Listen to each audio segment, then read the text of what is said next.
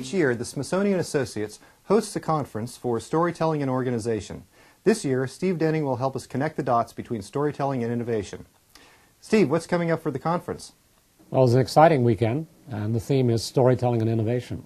And for starters, on Thursday evening, May 8th, we've got a Storytelling 101, the basics of storytelling. We've had feedback in the past. People are excited by what's new and what's at the cutting edge, but what about the basics? What about the fundamentals? So we have an evening session that'll give you the real nitty-gritty of how to tell a story. Then Friday, May 9th, we've got an exciting set of speakers on storytelling and innovation. Dorothy Leonard, one of the gurus of innovation, Harvard professor, wrote Deep Smarts.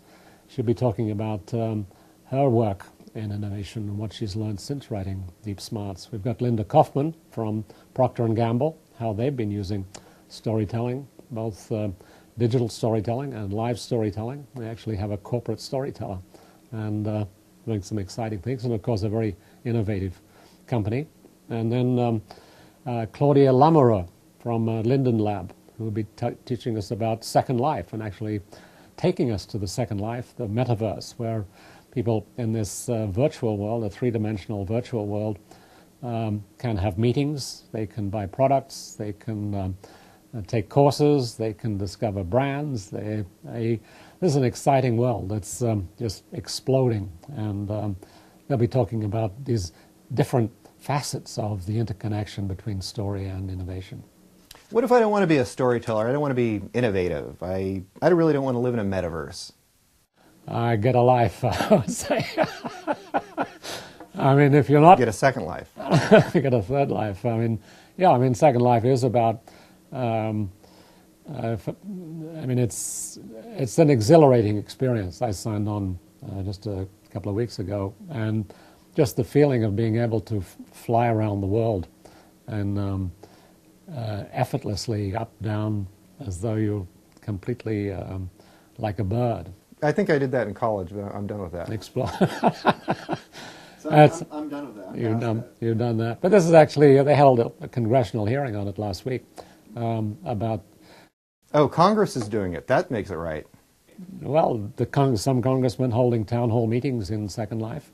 IBM has switched its onboarding, the training of new recruits into IBM. They do it in Second Life because it's a more exhilarating, more friendly, more exciting place and a more interesting way of doing the training. And Claudia will be telling us how she does her meetings in Second Life. They actually meet.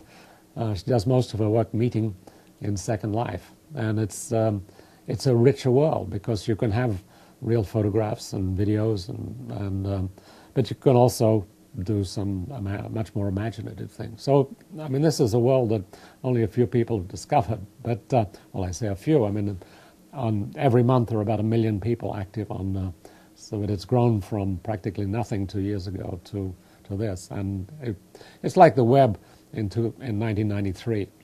It's about to explode. And at the Smithsonian, you'll hear all about it. And Claudia is actually going to establish a meeting place for the Smithsonian participants. So all the participants who want to sign up to Second Life, and it's free, of course, you sign on for free, you'll be able to go to the meeting place that she establishes, and we'll be able to have another Smithsonian meeting in the Second Life, in the metaverse. Well, that sounds great. But what I really want to know is, will people like me more if I do this?